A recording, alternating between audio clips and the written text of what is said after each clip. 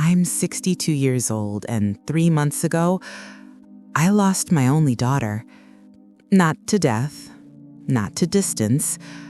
I lost her because I slept with her husband. And the worst part? Even now, as I sit alone in this empty house, a part of me still burns for him. My name is Luna. I live in Charleston, South Carolina, in a beautiful, historic home my late husband left me. I was married for 38 years to a wonderful man who died 3 years ago from pancreatic cancer. It happened so fast. One day he was here, the next he was gone. He always said he didn't want to suffer in a hospital bed, and God granted him that wish. The disease took him quickly. After he died, I thought that chapter of my life was closed forever. I was wrong. Because at 62, after 3 years of widowhood, I discovered something terrifying about myself. I still had fire inside me, a hunger I couldn't control, a desire that wouldn't die. And when my daughter Emma confided in me that her husband Ryan was too intense in the bedroom, that he wanted her constantly, that his needs frightened her, something dark awakened in me. This is my confession, the story of how I betrayed my own flesh and blood, how 8 months of secret passion destroyed everything I held dear, and how I'm learning to live with what I've become. My husband, Thomas, was my whole world. We met in college, married young, and built a life together that looked perfect from the outside. Our daughter Emma was our pride and joy. Thomas worked as an architect. I taught literature at the local college. We had dinner parties, went to the theater, traveled to Europe every summer. But there was something missing, something I never talked about, not even with my closest friends. Thomas was a good man, a devoted husband, but in the bedroom, he was mechanical, quick, efficient, like checking off a task on his to-do list. For 38 years, I convinced myself that was normal, that women like me, educated women from good families, weren't supposed to crave more. When the cancer came, it was brutal in its speed. 6 weeks from diagnosis to death. I held his hand as he slipped away, and I meant every word when I said I'd love him forever. I did love him. I do love him still. But after he died, something strange happened. 6 months into my grief, I started having dreams, vivid, intense dreams that left me gasping awake at 3 in the morning, my body aching with needs I'd suppressed for decades. I thought I was losing my mind. At my age, wasn't I supposed to be past all that? I went to see Dr. Richardson, my gynecologist. I was embarrassed to even bring it up, but she smiled with understanding. Luna, what you're experiencing is completely normal. Many women find their libido increases after menopause. The hormonal changes, the freedom from worry about pregnancy, the emotional liberation. It all comes together. Some women experience the best sexual awakening of their lives in their 60s. I didn't believe her. How could I, at 62, with my aging body, my wrinkles, my gray hair, suddenly feel more desire than I had at 20? Then, Emma got married to Ryan. He was 35, a civil engineer, handsome, athletic, kind. At their wedding, I watched them dance and thought, she's so lucky. She found a good man who truly loves her. For the first year, everything seemed perfect. But then Emma started coming to me with complaints. At first, they were small. Mom, Ryan always wants to be intimate. It's exhausting. Then they got more specific.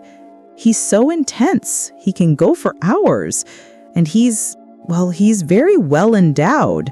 Sometimes it's uncomfortable. I listened, like a mother should, offering gentle advice about communication and compromise. But inside, something was stirring. something dangerous. I found myself thinking about Ryan at odd moments, wondering what that intensity would feel like, imagining hands that didn't rush, passion that didn't fade after 5 minutes. I felt sick with guilt. This was my daughter's husband. These thoughts were unforgivable, but I couldn't stop them. And then fate, cruel as always, put us alone together. It happened on a Tuesday afternoon in March. Emma called me frantic. She had a work emergency, had to fly to Atlanta immediately, and someone needed to be at their house when the appliance repairman came to fix their refrigerator. Ryan was at a construction site 2 hours away and couldn't leave. Mom, could you please? I know it's an inconvenience, but you're the only one I trust with the house key. Of course I said yes. That's what mothers do. I arrived at their townhouse in Mount Pleasant around noon. It was a beautiful place, modern and bright, filled with their wedding photos and the life they were building together. I made myself tea and settled in with a book, expecting to wait alone for the repairman. Then I heard the front door open. Ryan walked in covered in dust from the construction site, looking surprised to see me. "Luna, I didn't know you'd be here. The project got delayed because of weather, so they sent us home early. Emma had to go to Atlanta. I'm waiting for the refrigerator repair." "Oh, well, I'm a mess. Let me grab a quick shower and I'll wait with you." He disappeared upstairs. I tried to focus on my book, but my hands were trembling. I heard the water running above me, and despite every moral fiber in my body screaming at me to stop, my mind wandered to places it shouldn't go. 20 minutes later, he came back down, wearing gym shorts and a fitted t-shirt, his hair still damp. He smelled like soap and something else, something masculine that made my breath catch. We sat in the living room making small talk. He asked about my classes at the college, I asked about his projects, normal, safe conversation. But there was something in the air between us, a tension I couldn't name. Then he said something that changed everything. "Luna, can I ask you something personal? Emma mentioned that you and her father had a good marriage. Were you two always on the same page about intimacy?" My mouth dried. "Why are you asking?" "Because I love your daughter more than anything, but I'm afraid I'm too much for her. She pulls away when I try to touch her. She says I'm exhausting, and I don't know how to be less than I am." His eyes met mine, and in that moment, I saw his loneliness, his frustration, his desire for connection that was being constantly rejected. "Ryan, every couple has to find their rhythm. But what if there is no rhythm? What if one person needs the fire and the other one just wants to keep it safely contained?" The word fire hung in the air between us. My heart was pounding so hard I thought he could hear it. Some people, my voice came out as a whisper, some people are just built with more fire than others. Like you? I should have denied it, should have stood up and left, should have done anything except what I did. I nodded. He moved closer on the couch, not touching, but close enough that I could feel the heat radiating from his body. "Luna, can I ask you something personal? Is it wrong that I can't stop thinking about you?" Every alarm in my head was screaming, but my body had already made its choice. "Yes," I whispered, "it's very wrong." "Then why aren't you leaving?" The refrigerator repairman never came that day. Later, I found out Emma had gotten the date wrong. It was supposed to be Wednesday, not Tuesday. But by then, everything had already happened. I don't know who moved first. Maybe it was me. Maybe it was him. Maybe it was both of us, drawn together by something we couldn't control. His lips were on mine, and it was nothing like kissing Thomas. This was hunger. This was desperation. This was 38 years of suppressed desire exploding all at once. "We can't," I gasped against his mouth. "I know," he said, but his hands were already sliding through my hair, pulling me closer. "Emma, she's my daughter." "I know." But neither of us stopped. He lifted me like I weighed nothing, carrying me up the stairs to the guest bedroom. Not their bedroom.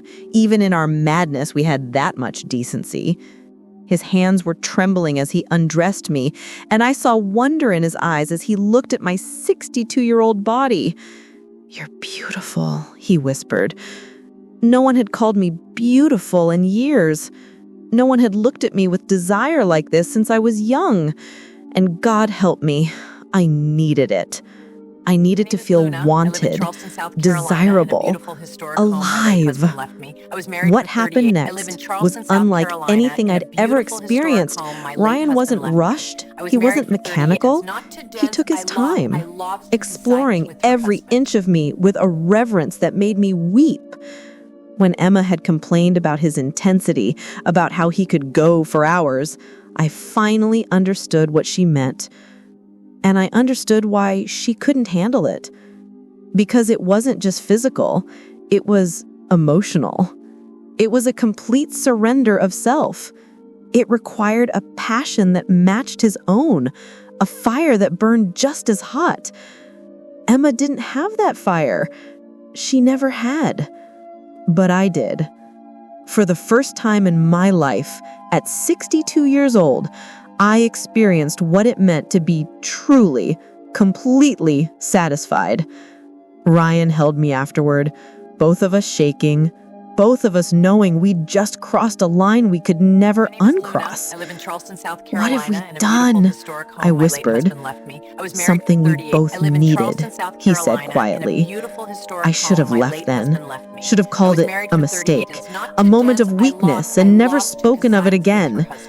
But when he kissed me goodbye, when he asked if he could see me again, I heard myself say yes. That was 4 months ago. We've been meeting twice a week ever since, always at a hotel near the interstate, halfway between his work site and my home. He tells Emma he's working late. I tell my friends I'm taking an evening painting class. The guilt is eating me alive. Every Sunday dinner at their house, every time Emma hugs me and tells me she loves me, every time I see the trust in her eyes, I die a little inside. She has no idea that her own mother is sleeping with her husband, that while she's at work, I'm in his arms, experiencing pleasure she can't give him. Last week, Ryan told me he was falling in love with me, and that's when I knew this had to end.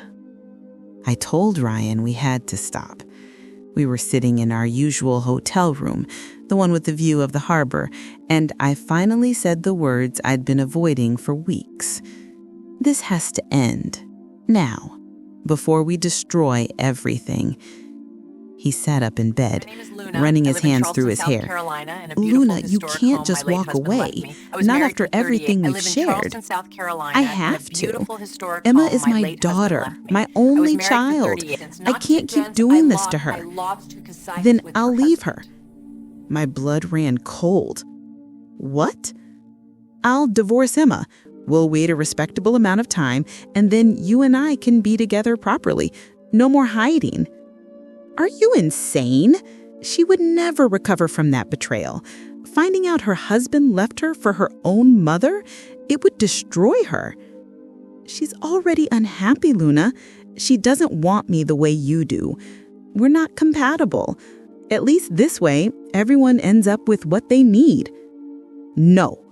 I stood up, starting to dress. No one can ever know about this. We stop now, today. You stay with Emma. You work on your marriage, and you forget I exist beyond being your mother-in-law. I can't forget you. I love you. You don't love me. You love that I match your intensity. You love the passion. But I'm 62 years old, Ryan. In 10 years, I'll be 72. I'll be old. You'll be 45, still in your prime. This isn't love. It's desperation and lust and a terrible, terrible mistake. I left him sitting on that hotel bed and drove home crying so hard I had to pull over twice. But I meant what I said. It was over. For 3 weeks, I avoided them both, made excuses not to come to Sunday dinner, didn't answer when Emma called. I thought if I just stayed away, the temptation would fade. Then Ryan showed up at my house. It was late, almost 11 at night. I opened the door and there he was, looking wrecked. "She knows something's wrong," he said. "Emma knows something's wrong with me.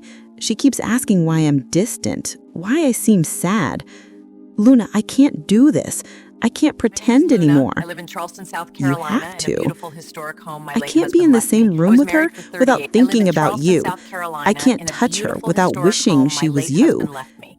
I was Then married you for need to 38. try It's not two harder debts. for her I sake. lost two sites with her He stepped husband. closer, and I could smell his cologne, that scent that had become intoxicating to me. "Let me in. Just one more time. Let me say goodbye properly." I should have slammed the door, should have called Emma right then and confessed everything, should have done anything except what I did. I let him in.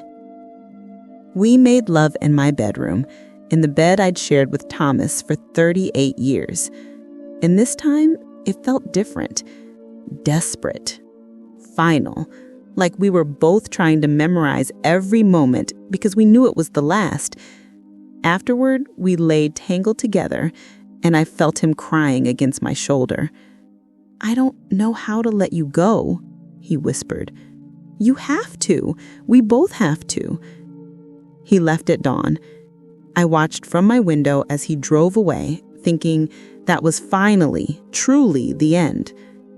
I was wrong, because 2 days later, Emma showed up at my door unannounced. And I knew the moment I saw her face that she'd found out. Emma stood on my doorstep with her phone in her hand, her face completely drained of color. Her eyes were red, swollen from crying. But what terrified me most was the look in them.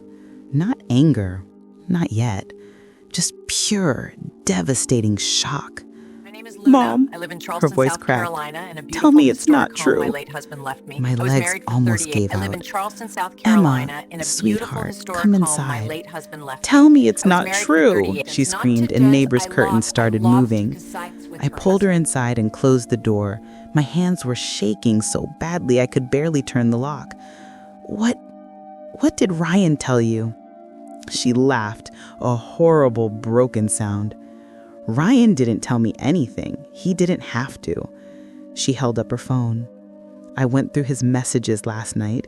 He's been so distant, so strange. I thought maybe he was having an affair. I never imagined." She couldn't finish. She just stared at me like I was a stranger. I found the hotel receipts, the text messages. "I can't stop thinking about Tuesday. You're all I want. I've never felt this alive." I confronted him this morning. I made him tell me who she was.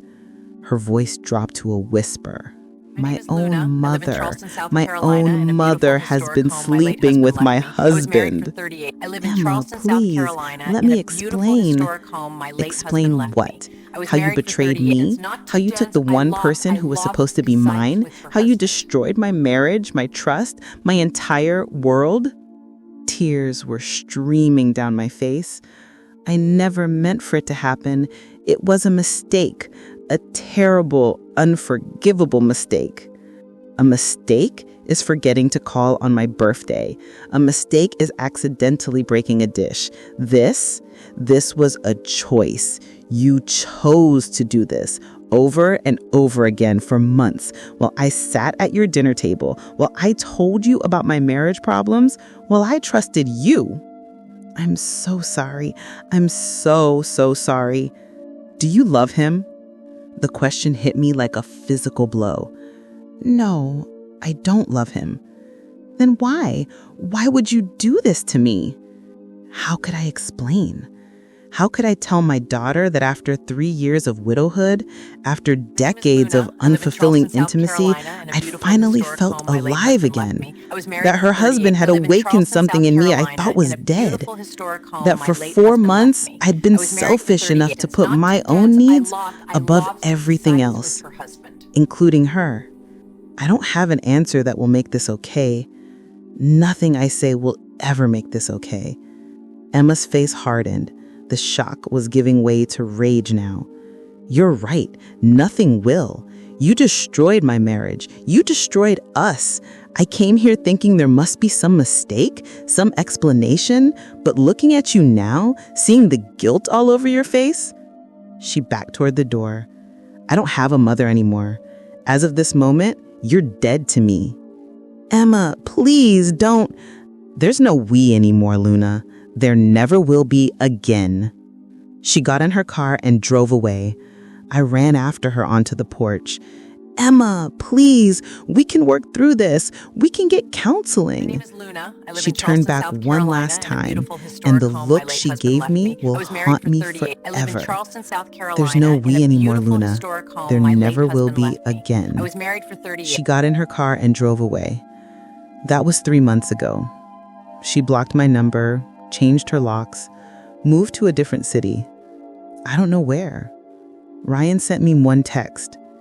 "I'm sorry for everything. I hope someday she forgives us both." Then nothing. I sit in this big, empty house now, the one Thomas left me, and I wonder if this fire inside me was a blessing or a curse, because it gave me 4 months of feeling alive, truly alive for the first time in my life, but it cost me my daughter. Not to dance, I And lost. nothing, I lost to decide nothing with her husband. was worth that price. And now I want to speak to you, who's there on the other side of the screen and has listened to this story until the very end. What did you think of Luna's choice? Was she a selfish woman who destroyed her daughter's life? Or was she a lonely widow who made a terrible mistake while searching for connection? This story is completely real. The names were changed, the locations modified to protect the privacy of those who lived it, but every emotion, every moment of passion and regret, it all happened exactly as we've shared with you. Luna today lives with the consequences of her decisions. Her daughter hadn't spoken to her in 3 months, and her question haunts us all. Is desire after 60 a blessing, or can it become a curse? If this story touched your heart, if it made you reflect, I invite you to subscribe to Real Hearts After 60, where every week we share real stories of love, passion, and second chances after 60. Give this video a like, share it with someone who needs to hear it, and leave us your opinion in the comments. Does Luna deserve a second chance with her daughter? Before you go, click on the video appearing on your screen right now. I guarantee the next story will leave you breathless. See you in the next story.